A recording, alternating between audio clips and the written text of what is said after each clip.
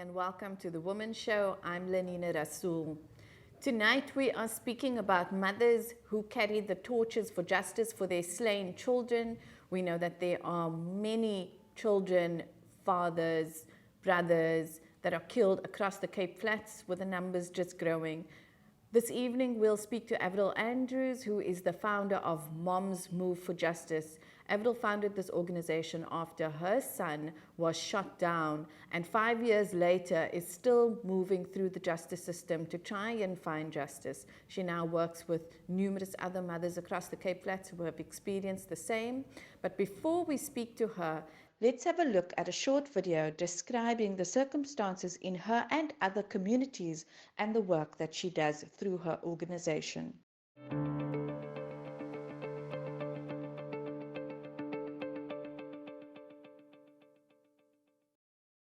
Hi, my name is Avril Andrews. I'm from Hanover Park. I've been working in this community for about 20 years. After 20 years, I had a total turnaround of something when my son was murdered in this community, the very same community that I served. My son was murdered through gang violence and crime.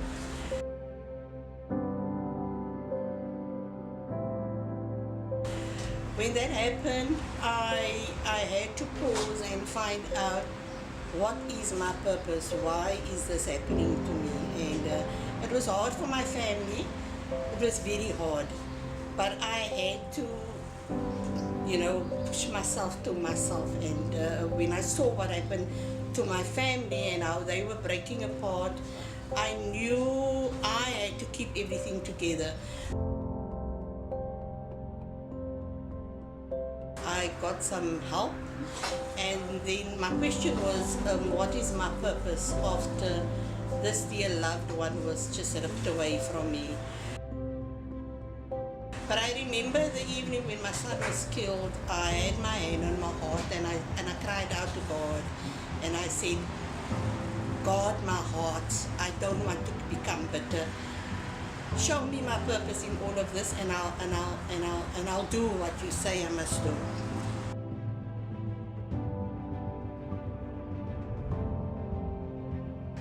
I had to come back and serve the community again.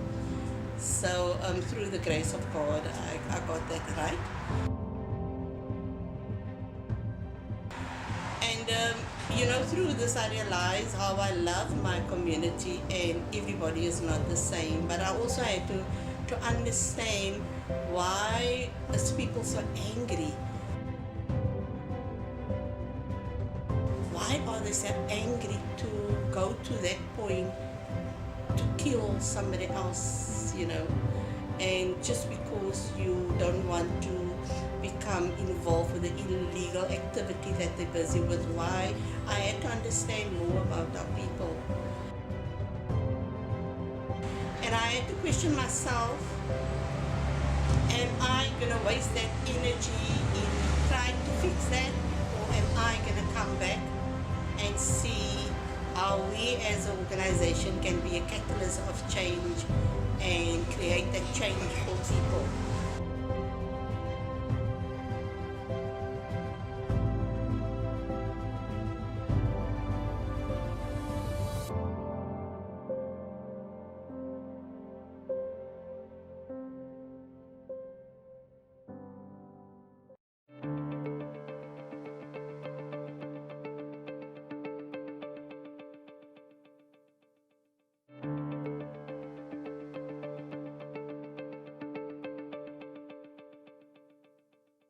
Welcome back. You're still watching The Womxn Show, and I'm Lenina Rasool. Tonight we are speaking about mothers who are carrying the torch for justice for their slain children.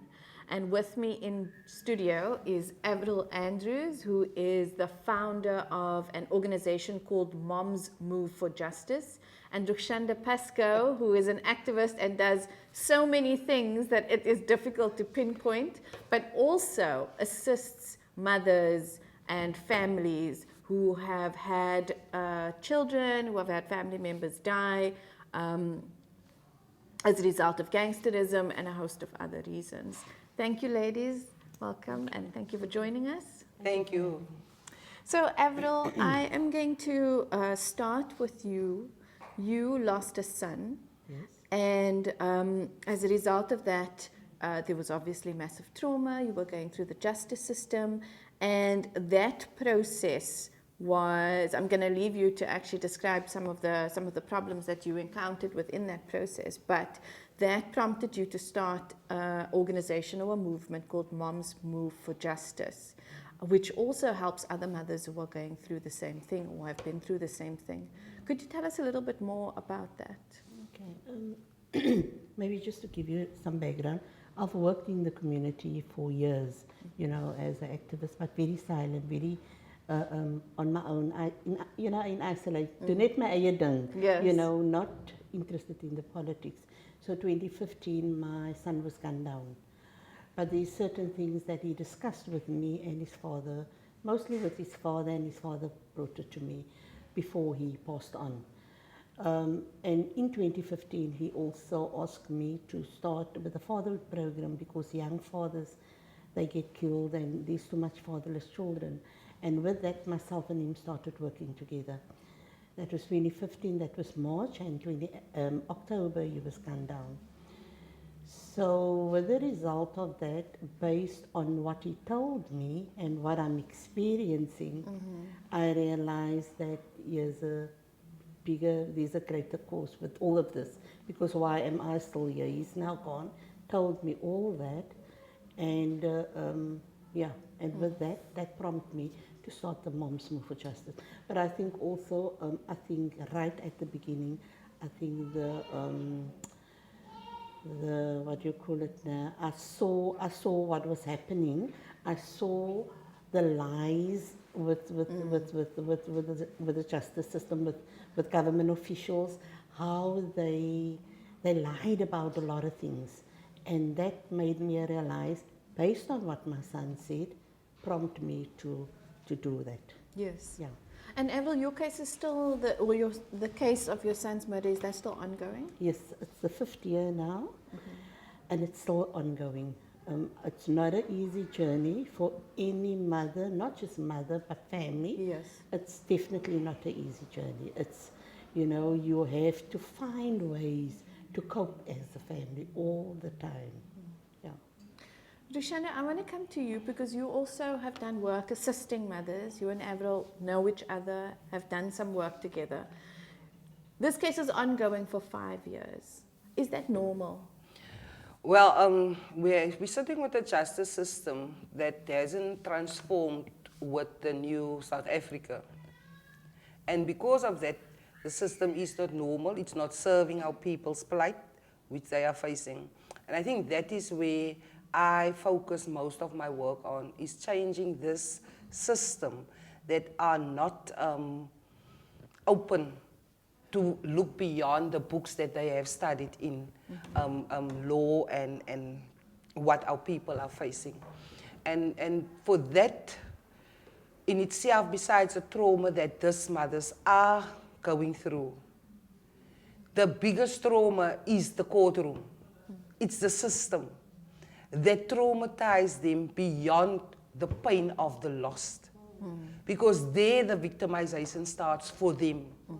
I always say these words, is the victim is peacefully set in his grave. But the other victims that are left behind, the struggle is so long for them. In the end, either they learn to love and outlive, or they die a silent death without people noticing that they had a hand in the death that those victims are in at this current stage. And that is where Avril and a lot of other women, mothers that have lost, are in. I think one particular case have showed me, though I'm not an academic, I'm an activist. One specific case was with the Courtney Peters case. Trauma is not something that we see. It's that invisible pain.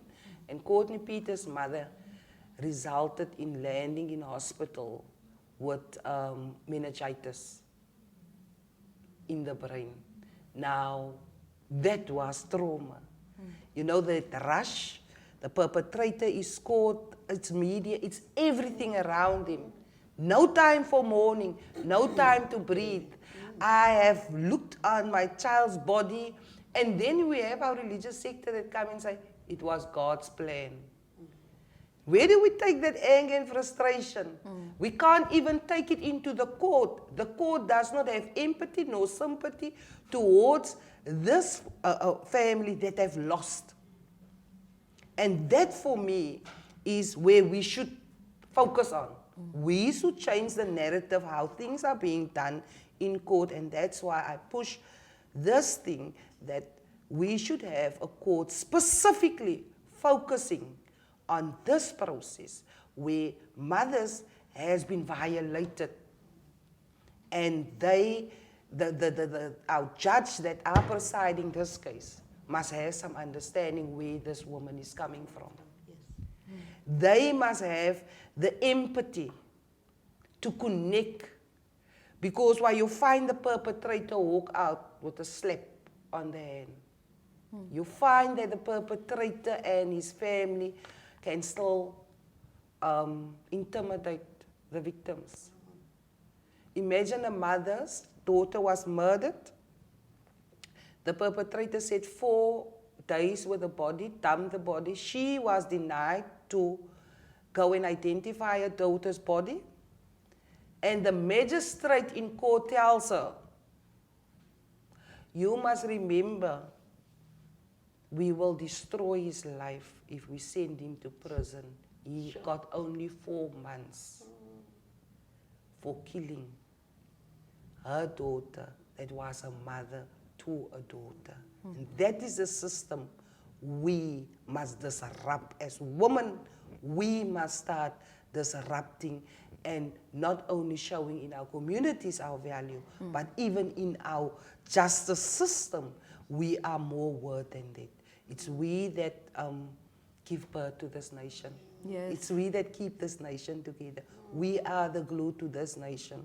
Yet we are disrespected on every level that you find. You can walk into the shop and you would walk with your bag. The security would watch you literally. Why? Because there was already a label attached to us. We are survivors, and it's that labels. If we come out of the Hanover Park, we come out of the Menenberg, we come out of the Bontewil, the label already says they are gangsters, they are drug addicts, they are alcoholics, and they're nothing more than a domestic worker or a nurse, undervalued jobs that it's more done on a moral compass than really being there for money. They're literally there to care, but it's not valued.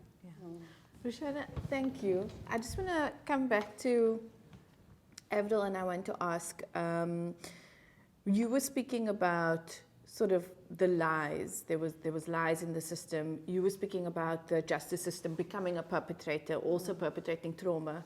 Can you, you work with, I know I read at least 30 mothers. So there's lots of other women besides who have lost their children, but who are then engaging with this justice process. So I wanted to ask, in terms of what is that process like generally? Like, what is so traumatic about it? And I think also, what is the expectation going in? I know that the expectation is justice.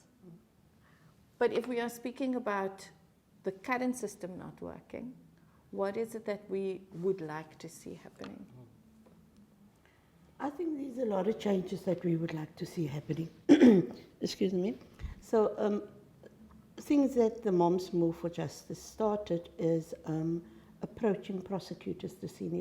We approached the senior prosecutor of Wynberg, and he was so sweet. He listened to us. But that is also through the assistance of another mother that was on this journey already.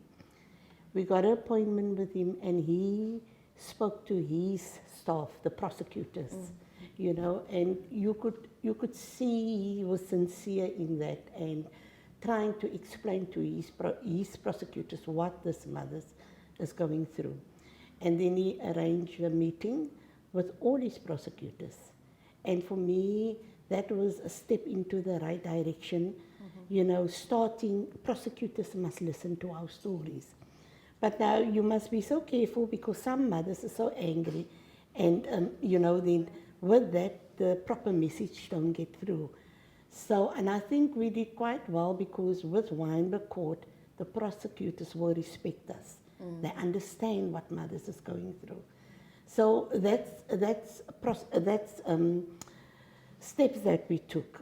At that time, late Minister Hisham Mohammed, he was I think he was the justice system, and we had a meeting with him as well. You know, he didn't want to see us at the start, but we kept on knocking until we got an appointment with him. And I think through his assistance also with senior prosecutor Groenewald, they kind of listened to us. So we got some respect, you know, from Wynberg Court. But then if you go to Mitchell's Plain, again, total disrespect. They don't bother. And you know, you can see how the different mothers, what they're going through. But I think with the assistance, with all of us supporting one another, it helps a lot. It helps a lot. So that helps mothers getting through it. Yeah. And can I also ask, just in terms of support and assistance, it's a very traumatic event, and Roegshanda, maybe you would also weigh in, because I'm assuming there's supposed to be some sort of assistance that you can draw on for trauma, whether that is social workers, and I don't know if that is what is supposed to be covered within that mandate, or other organizations for counseling. You've spoken to lots of mothers. Is that a service that's missing also? Yes, very much. And I think the system has failed these mothers. However, I can maybe mention Waldi van der Renen. She was at trauma center. She was of a lot of assistance, you know, came in and supported the mothers.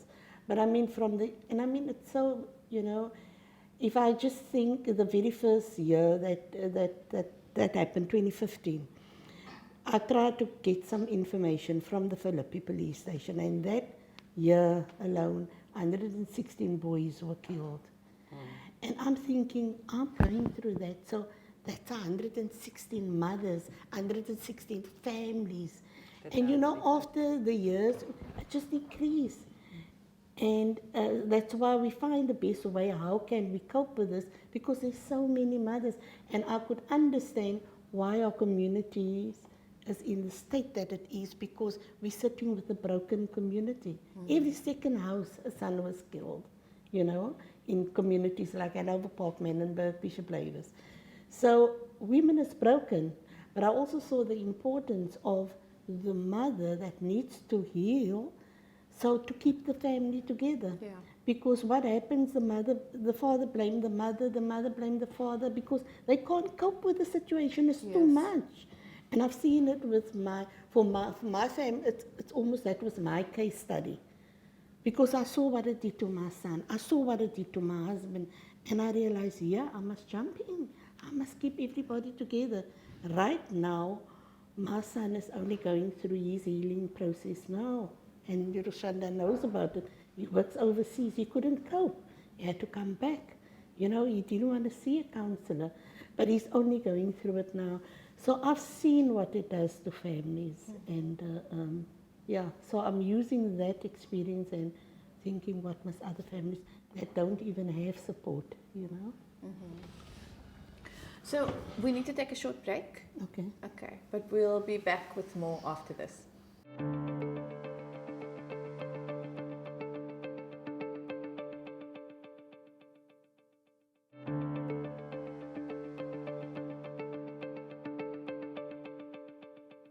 Welcome back. You're still watching the Womxn Show, and tonight we are speaking about mothers who are carrying the torch for justice, whose sons and daughters and children have been slain. With me in studio, Avril Andrews, again, who is the founder of Moms Move for Justice, and Roegshanda Pascoe, who is an activist that assists a lot of people, but moms also, and especially, I think, were working their way through the justice system. So before the break, we were speaking about sort of the ongoing trauma of a case, I think the treatment of mothers or people who are working within the justice system. Roegshanda, you mentioned earlier also secondary traumatization. I just wanted to bring up the fact that with these cases going on so long, there is a lack of closure. So for that one, for a very long time, it's something that is ongoing. You cannot lay it to rest. I'm sure it affects the ability to even heal, not knowing what comes next. There's a next court date. It's triggering. It brings up everything again. I also, want to look at the other issue of whether or not there is a conviction anyway, and whether, how is that dealt with if there is no closure?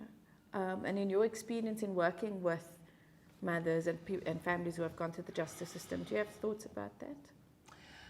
I can tell you this much. Whether the perpetrator gets 10 years, 20 years, that particular family, the particular mother, never recovers. Can be 20 years. I've visited families where after 30 years, the mother is still taking out her son's plate and preparing a space for that son on a Christmas next to the table. Totally. And that is a trauma reaction. So you as the victim going through that trauma, you create a world of your own to keep your sanity, to keep the family together. So I'm glad we're touching this, because while we are at the crossroad in South Africa, in Cape Town, with this victim support bill that they want to pass. The system that really wants to pass this bill are the biggest perpetrators of these families. When Trauma Center, I think, is under the guidance of Valdi, was the only space our people in communities could access freely. I agree with that. No money attached to it. Because remember, in our communities, if you speak about a counselor, people think you're crazy.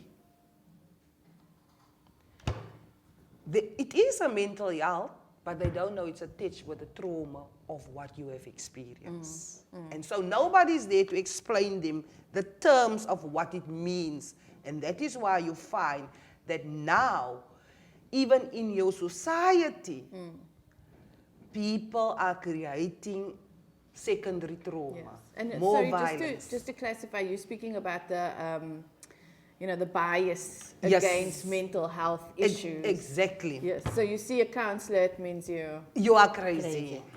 Then you have the investigating officer that are forgetting that he needs to communicate with this family and keep them up to date of how far the case has been investigated.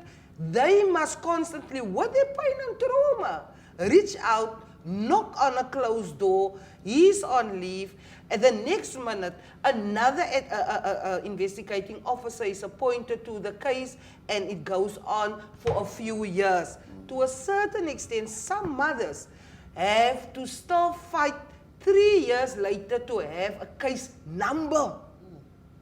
I agree with that. Then, no support. All of them do not have transport to get to court, and they want to be there. It's part of their journey. I want to hear what has happened to my child. What motivated this person to kill my child in that way? That is taken. The system is taking that away. They're making that victim's family feel their dignity is being taken away, because they kind of have to beg now to police for assistance.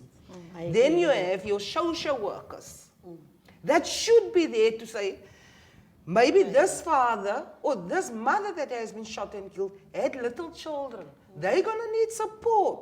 So you have to bring in now a psychologist that can work with children and then tend to the mother or the father that have lost and the extended family. Financially, there is impact now because a breadwinner has been taken away. A daughter or a son has been taken away that in fact looked after their parents. So these things, that is violence against not one family, like Avril is saying, 116 was killed. So it's 116 families. In that families, for most you have 5 in a family that has been impacted by that incident. And the system do not, or they have the capacity, but they work 9 to 4 hours. So if I get my paycheck, I'm done. Me as an activist, as a community worker, my door can't close.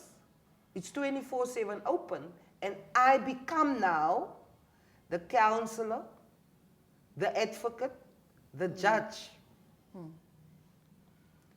Because why? The department that have to give the service is not listening to the silent pain that family are facing and will never recover from.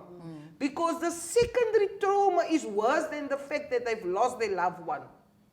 And it comes from a system. Exactly. And I want to ask Avril, in your own experience and with that of other mothers, when you speak about sort of, let's be practical. Let's talk about investigating officers not getting back to you, not getting a case number, perhaps stakeholders, let's say stakeholders who are dismissive or social workers who don't show up. And we can do this across cases or even in individual cases. How does that make you feel? I think, hulle sê Shanda het die spyker op die kop geslaan.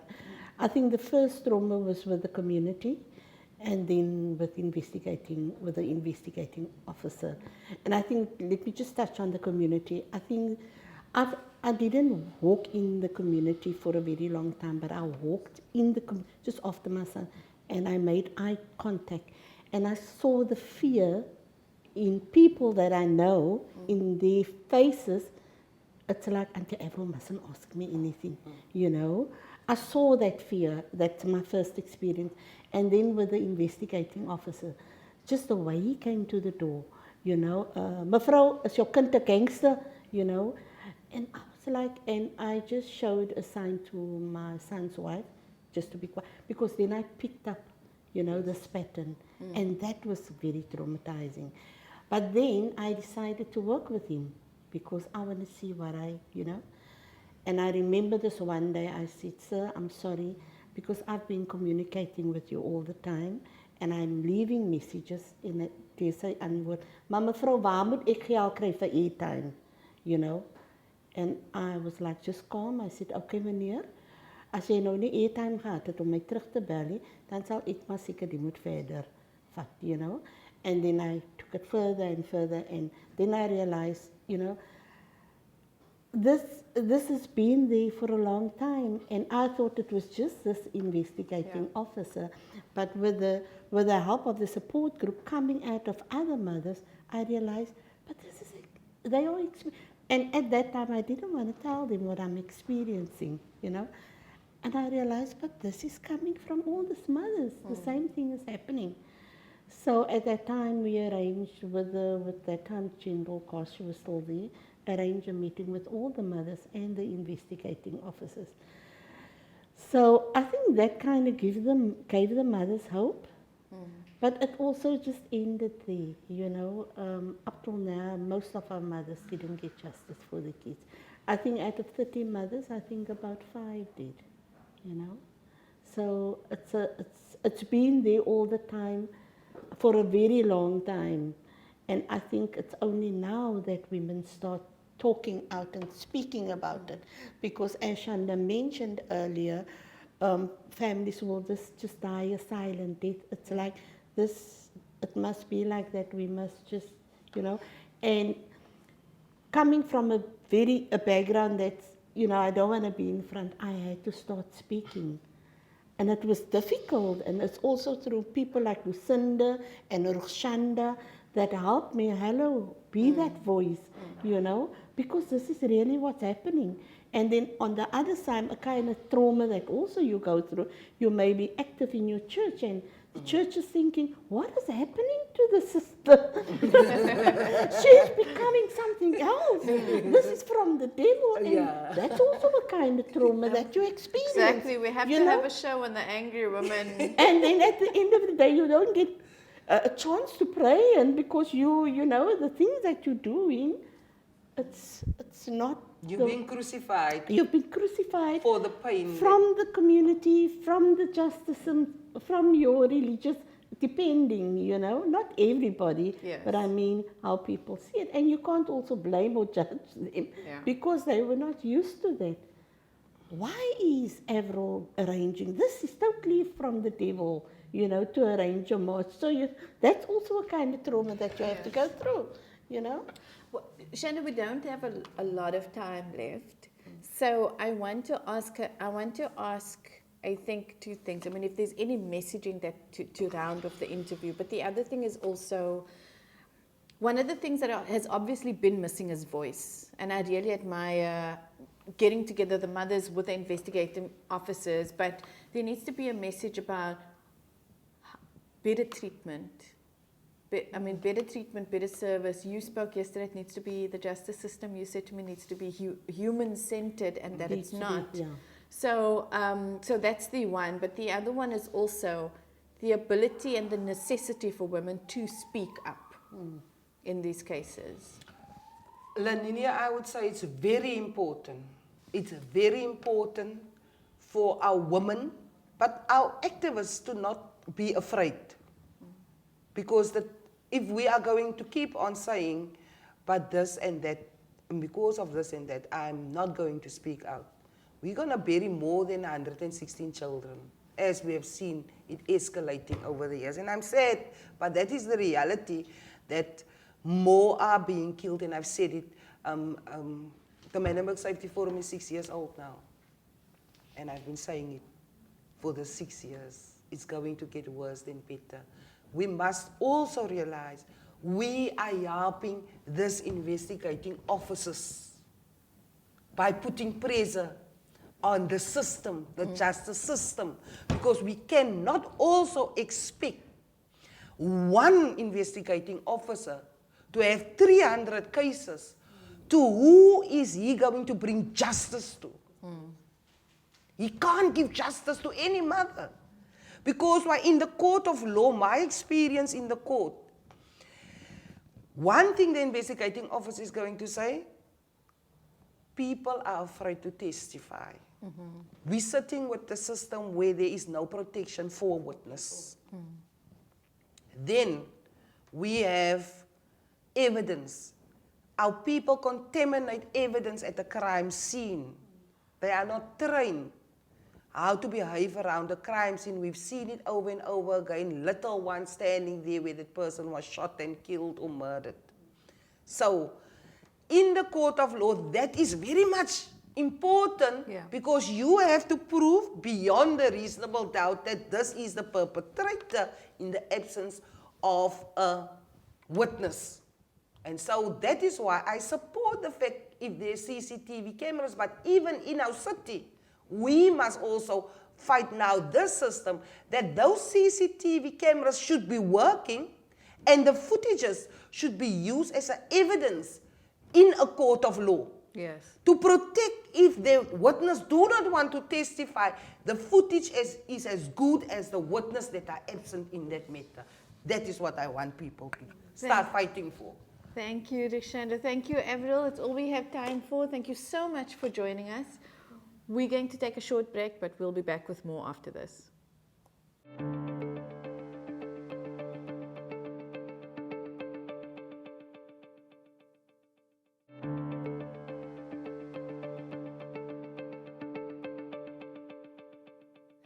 Welcome back. You're still watching The Womxn Show. Before the break, we spoke to Avril Andrews, the founder of Moms Move for Justice, as well as Roegshanda Pascoe, who is an activist in Cape Town. Now we're going to have a look at a short documentary produced by Street Talk, a social justice media organization, where they spoke to 6 mothers in 2017 who are battling gangsterism and gang violence on the Cape Flats and who each had lost a child to this.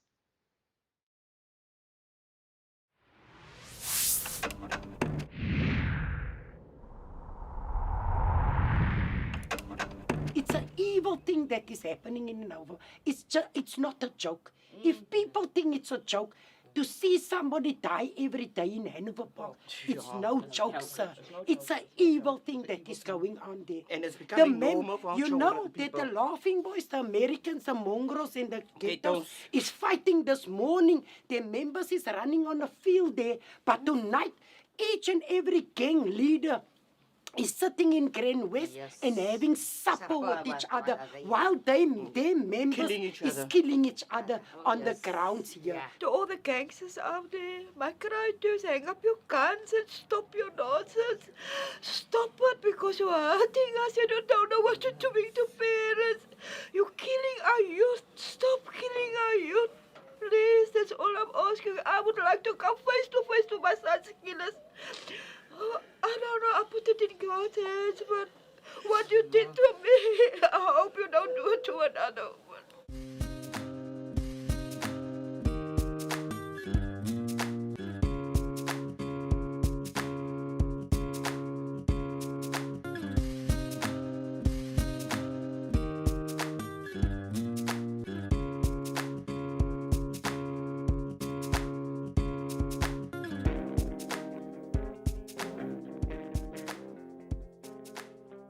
I'm Kashifa Mohammed, chairperson of Sector 2 Hanover Park for the Precepts.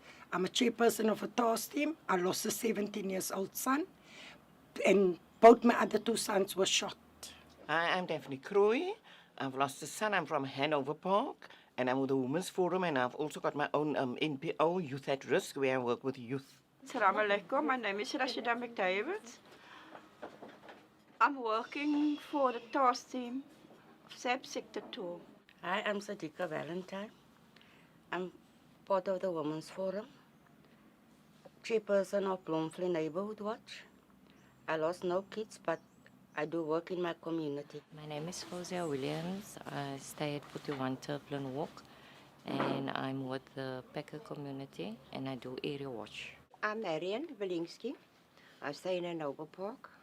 I lost a son on December the 16th, and I'm working on a walking bus. My son Ikaram McDavid was killed on the 24th. There's a coward. They came to him, they asked him for a cigarette, he gave them, sat next to him, and then they pulled the trigger because of money he had, and they wanted his money. And they robbed him, and he said, "You're not going to get my money." And then they shot him, 1 shot in the stomach, and he died. It was so painful. What must I tell his daughter? In 2012, they shot my eldest son. He doesn't belong to a gangster. They shot him 13 times, but he's still alive today. In 2017, the 19th of March, on my birthday, they shot my 17 years old son, and he was still on matric. He's a matriculant. They killed him. And like the 2nd of September, they shot my 3rd son. I lost my son. The dockets went missing. My son wasn't a gangster. He was a promising young soccer player. And everyone knew it in Hanover Park. Everyone knew I was a team leader in high school. He was from Insalter. I mean, I was one of that lucky parents that could send my child away, attend school in Salt River. I went to Turfel to take him to soccer fields. He went to a high school. He was a leader in high school, everything academically, everything that child was. And they just took his life like that. My son was shot the 16th December 2052. And it's still by me. Because every time when I hear shots, it's almost That's the way I heard it when they shot my son. And it's so sad for me. He passed away, and there wasn't time for me. I didn't mourn yet over him because he died. They shot him December, and January, my month, my daughter was diagnosed with cancer, and so I couldn't mourn for him. So I had to be there. I had to be strong for her. My son, he had a car, so the one leader, Sheikh's son, he drove like that, and him, or my son was in wrong or whatever, but they saw at one another. And then my son stopped, and then he got out, him and his brother. And then, like, you know, he lost it because he was wearing his mother out, so he, like, beat him. So when he came home, his sweat and things was broken and whatever. Now they are the Rajas, they've got the Goodop construction company, so my son worked there for them. So a few of the guys came to him and said, listen here, jy het die leaders gesien geslat, so that's a hit op jou uit. So he came 1 o'clock home, he had a helmet on. He wasn't perfect, but he wasn't a gangster. He was naughty, he was in prison. No one is perfect. But when he came out, I couldn't ask for a better child, right? He was drug-free, everything. So he threw his helmet there and he said, Mommy, this is what can happen, but whatever happens, it's going to be, you know, in God's hands. Then the 31st of December, then my daughter came from Victoria, and they went to the beach and everything, and then they just came. And my young one, Umar, he was busy vacuuming the car, and I was busy in the kitchen. I was making their favorite food, mafrou chops. And I was standing there, and but I don't know. But then the neighbors came running in and said, Fauzi, hulle het nou net jou kind geskiet en jou broer geskiet. And then she drove me to the day hospital, and then they didn't, if only they let you in, you know, I could have, like, maybe, That's also a problem. you know, They I also could don't have have a problem. maybe, you know, Yes. at that time while he was Yes. lying there, you know, maybe, if you talk about it, you know, it still feels like today because I didn't have closure.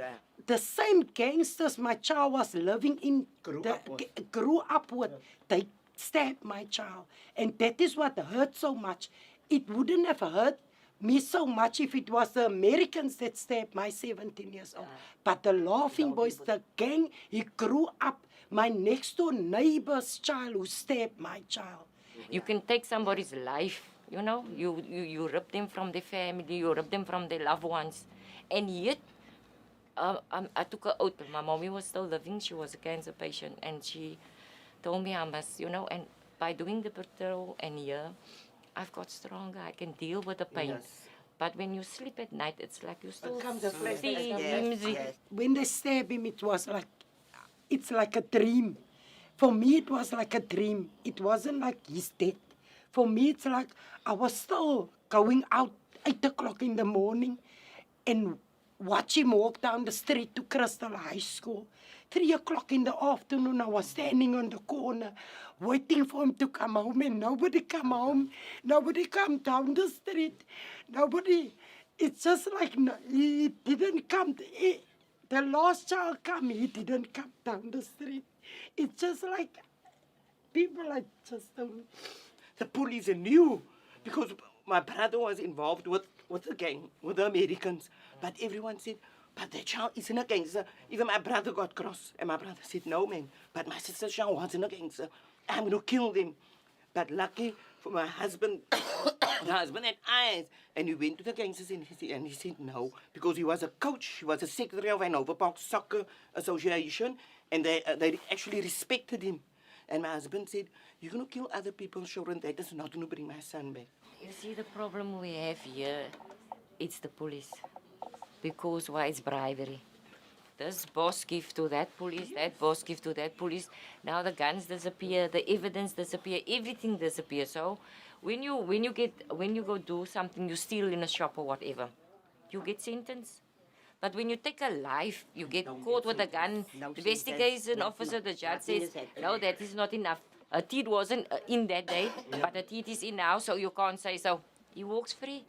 But it's a life that's been taken. The system is actually failing our mothers. Because It's failing us. that got my son's case. He came to me. He was only once by my house. And he came to me. He told me, I must go look for witnesses. I must go look for the witness. So I said, it's not my work, it's your work. And you heard what the people said. Who shot my son? Why don't you go look for the people, for this person? I can't even come out of my gate. If I open my gate, I have to look up and down to see where they're standing before I can come out. Otherwise, they just shoot down the road. Those gangsters out there in Hanover Park, they're so evil. They don't care about other people's life. They feel no remorse for other people's life. And for losing my one son of 17 years old, he was just my baby. And every day I cry because why? There's memories left from him. He wasn't a gangster. He never ran with a gun to kill somebody else. He never stabbed somebody else. Just that people can take his life like they want to take his life. And his killers is still sitting in jail because I'm protesting. In every court case, they appear, I protest, and they never get a bail.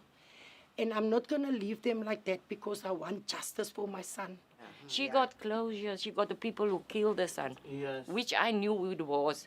Investigation officer did nothing. I want to ask I had to why go to. did they kill my son? I had to go to town I want to ask to get them, this. why And a did they year kill my after that, I decided to take that investigation officer off because I saw he was working with Miley, the kiddos.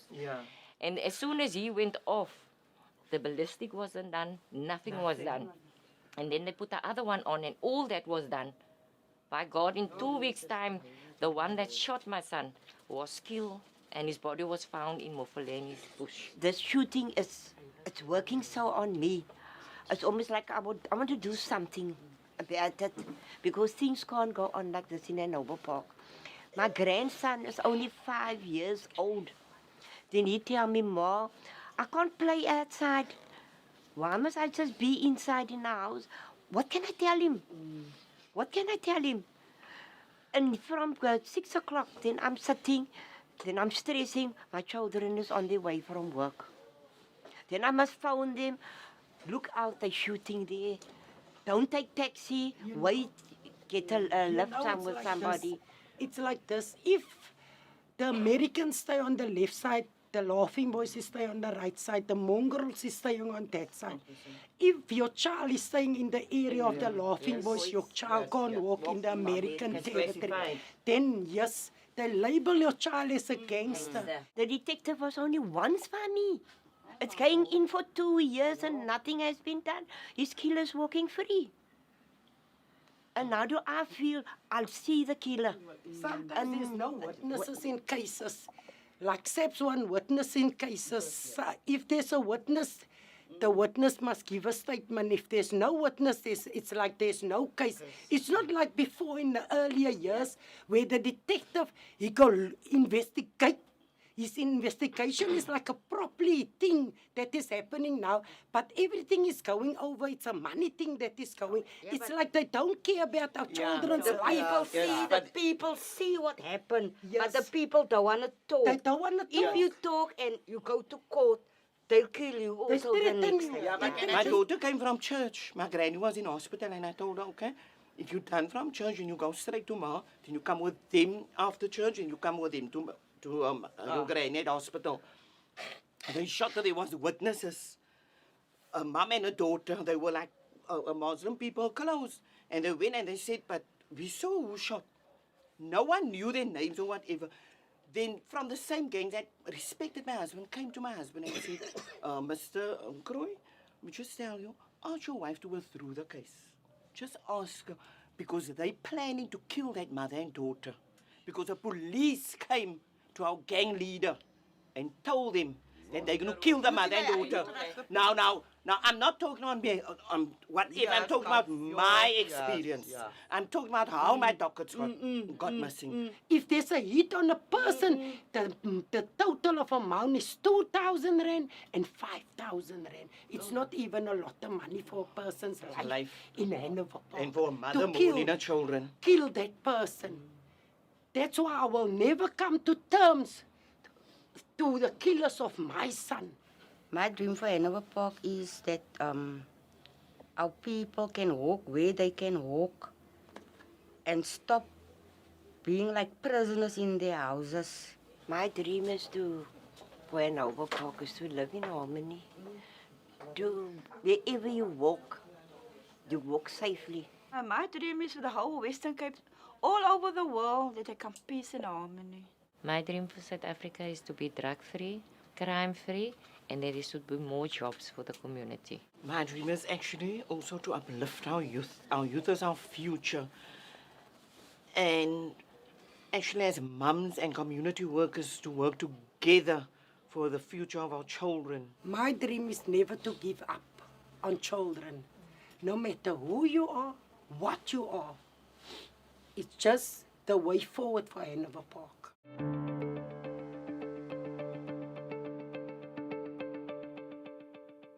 That's all we have for this evening. Thank you for joining us. I'm Lenina Rasool. Good night.